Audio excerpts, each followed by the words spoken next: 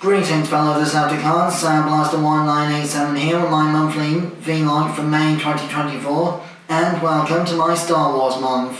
From this point forward on the channel, every May, I'm going to try and do an entire blocked out month of Star Wars videos in one way or another. Yes, I may run out of content at some point or another, but I'm going to do my best to maintain a Star Wars month every May. This does not mean, however, that I'm going to stop reviewing Star Wars items for the rest of the year. I'm just going to focus more on the franchise during May, that's all. So, without further ado, my monthly vlog for May the 4th this year is going to be about the Fett family, which is actually a bigger family than most would imagine, because not only is it Jango and Boba Fett, but also the clone army of the Republic as well, since Jango was the genetic template for the clone army, which technically makes them all Boba's brothers, and two sisters as well, but I'll get to that later. So, first and foremost, Jango Fett was born on the moon of Concord Dawn, one of the Mandalorian colony outposts, and was raised in the Mandalorian culture, hence why he had the armour and the helmet and such like in the first place. However, due to the Mandalorian culture's move to pacifism by Duchess Satina at this point, Jango ended up becoming a mercenary for hire and a bounty hunter rather than an actual Mandalorian warrior, since he didn't quite follow the philosophy of the Death Watch Mandalorian terrorist group. So, during the PlayStation 2 video game Star Wars Bounty Hunter, Jango Fett teamed up with a Clawdite shapeshifter Zam Wessel, who was also his minion in the Attack of the Clones scene where he was trying to assassinate Senator Amidala, but I'll get back to that later. And the two were hired by Count Dooku of Sereno at one point. Of course, during that mission, Jango and Zam Wessel also stole the Firespray 31 class Police Pursuit Interceptor prototype that would later become known as the Slave One, and would also later be renamed just Jango and Boba Fett's Starship because of the connotations of the word slave. But yes, there were only 6 of that vehicle in existence at the time of the PS2 game Star Wars Bounty Hunter. Jango and Zam stole one for themselves, repainted it in Jango's colours, and then blew up the hangar where the other 5 were currently being stored, so that the Slave One became the last of its kind. Then, at the end of the game, Count Dooku hired Jango Fett to be the genetic template for the Republic clone army. And obviously, this is where the planet Kamino comes into it. Dooku had only just left the Jedi Order at this point, so he'd just erased the planet Kamino from the Jedi archives to further hide this whole clone army situation. Of course, one of the conditions Jango had to agreeing to this situation was that he would be able to keep one unaltered clone for himself as a son to carry on his Mandalorian legacy.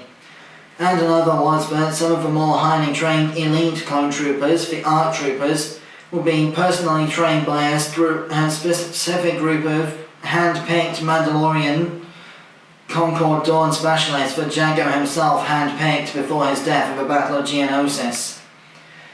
Of course, Jango also worked as a security guard for the Separatist Council's secret meeting on Geonosis in Attack of the Clones, as well as trying to kill Senator Padme Amidala, again with the help of Zam Wessel, who was executed by Jango by means of a poisonous dart to the neck to stop her from being interrogated.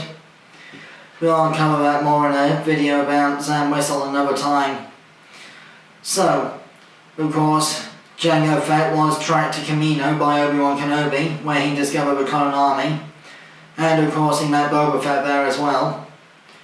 Then, after a battle between Jango and Obi-Wan, Obi-Wan was able to use the Force to put a tracking beacon on the Slave One and followed him to Geonosis, where Obi-Wan discovered the Separatist conspiracy and the Council's meeting base.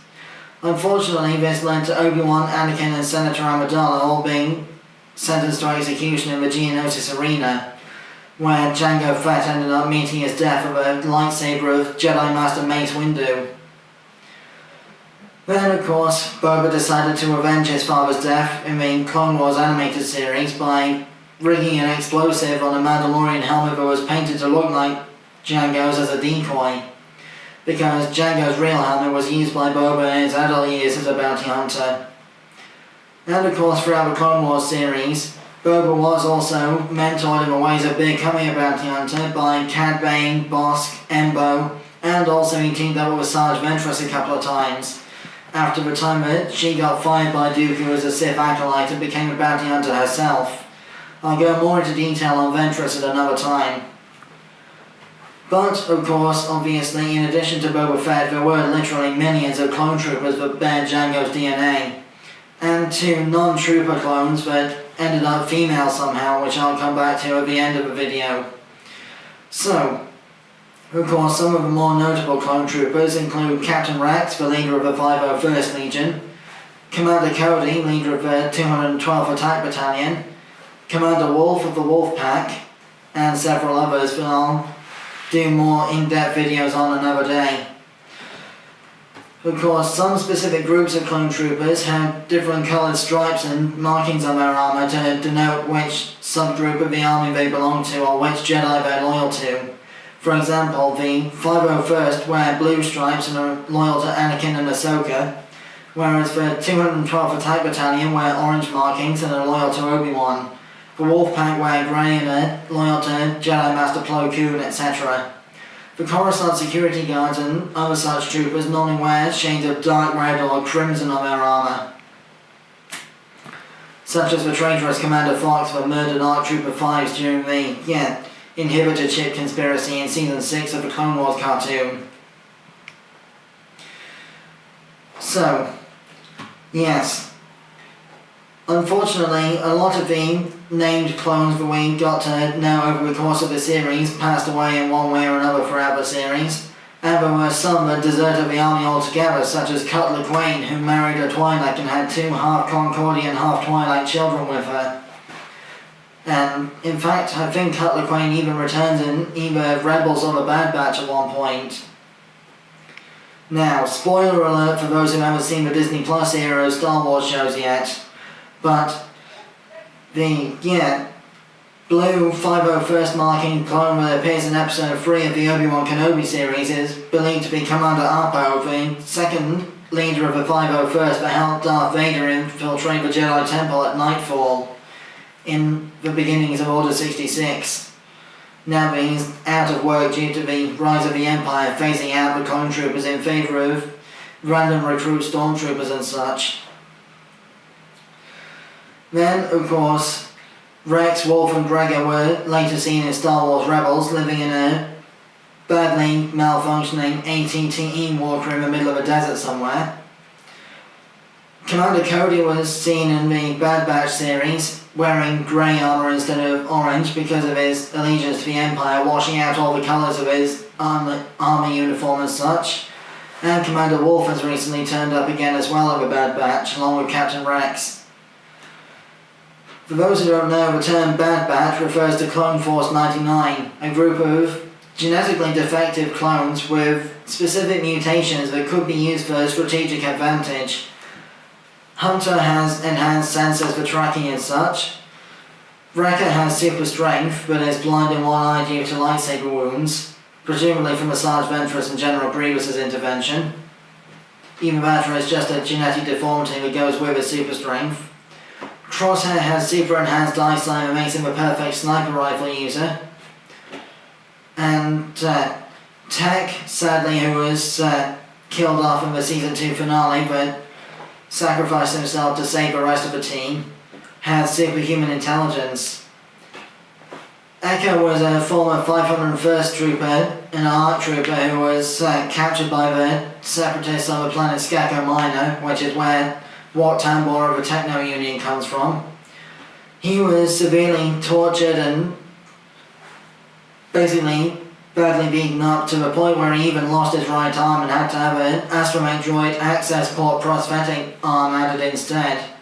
And due to the stuff on the back of his head, no clone helmet will fit him normally anymore, so now he just has to have a pressurized face mask helmet instead, similar to the way Star-Lord's helmet works in the Marvel films.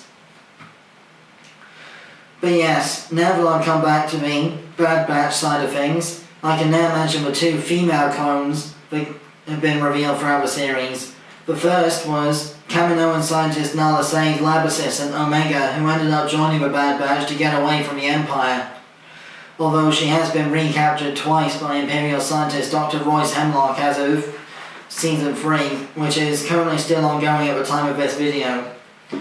Then, of course, Dr. Royce Hemlock's lab assistant, Dr. Emery Carr, once said to Omega that she was also a clone. I don't know whether this is true or whether it's a diversionary tactic to get Omega to trust her so that she'll be less resisting to the Empire's techniques, but all will be hopefully revealed toward the end of the series. Then, coming back to Boba Fett, of course, we first saw him outside of the animated Star Wars Holiday Special. We first saw him in The Empire Strikes Back when he was working for Darth Vader as a mercenary. Do not believe what you see with some versions of A New Hope situation where there's an extra scene that was added in with Han Solo and Jabba the Hutt outside the Millennium Falcon on the Tatooine landing bay, because of course that was also added in by George Lucas as a bonus thing, so it's not technically canon to the original movie. But yes, Boba Fett is the one responsible for getting Han Solo carbonite frozen and taking him to Jabba the Hutt's palace as a sort of wall decoration type thing. And then during Return of the Jedi, Boba Fett was believed to have been killed when a carbon sickness blind Han Solo jabbed him with a jetpack and made it malfunction, making him fly beak first into the Sarlacc pit. But the Disney Plus Book of Boba Fett series showed that Boba actually survived and managed to blast his way out of the Sarlacc with his flamethrower. But then when he got out of there, Jango stole his armour, leaving him stuck in the sand on his own. He was eventually nursed back to health by the Tusken Raiders and ended up becoming the new protector of Mos Eisley after killing Bib Fortuna, the former second-in-command of Jabba the Hutt, taking over Jabba's palace with the help of fellow mercenary Fennec Shand, played by Disney multiverse actress Ming-Na Wen, Disney Mulan, and Marvel's Agent Melinda May of S.H.I.E.L.D., among other things. I'll do another vlog about her many roles in various films and such another time. But needless to say, they're obviously bringing Boba Fett back into the spotlight in the post-Imperial era did bring him into the Mandalorian Disney Plus show as well. And I need to do more content about the Mandalorian at some point because it is a really good series. But anyway, Boba and Din Djarin, the Mandalorian, did team up several times in both series to deal with multiple threats, including Boba Fett finally defeating his childhood mentor Cad Bane to stop him from dealing with the Plague Syndicate to cause a load of drug trades on Tatooine with the Star Wars hallucinogenic drug known as Spice, which may or may not have been named after a real-life drug Spice as well. But, of course, Boba was long believed to be the last clone of Jango Fett in the Star Wars franchise, but this is not actually true, because the 501st medic, Kix, who was the one that helped Captain Rex after an injury in Season 3 of the Clone Wars, was revealed to have been cryogenically frozen for 30-odd years until the time of the sequel trilogy, at which point he was found by Sidon Ufano, the Crimson Corsair, and his mercenary gang, and he joined them as well, being the last clone in existence from Jango's genetic line. I don't know much about this particular storyline, and to be honest, I haven't read any of the other apocryphal prose novels or comic books or played any of the more recent video games and such, so you'll have to bear with me if any of my information about this kind of thing is somewhat faulty. But that more or less concludes my, vlog for May the 4th, 2024. I have been SoundBlaster1987. Thanks again for watching, and stay tuned for the rest of Star Wars month when I'll be covering more LEGO Star Wars sets, some Star Wars Black Series and Vintage Collection figures, and I'll even start reviewing some of the, actual Star Wars shows and such, beginning with the Family Guy crossover Star Wars stuff and the Phineas and Ferb special. My next vlog in June, however, will be another top 10 list. Till then, till all are one, and may the Force be with you always.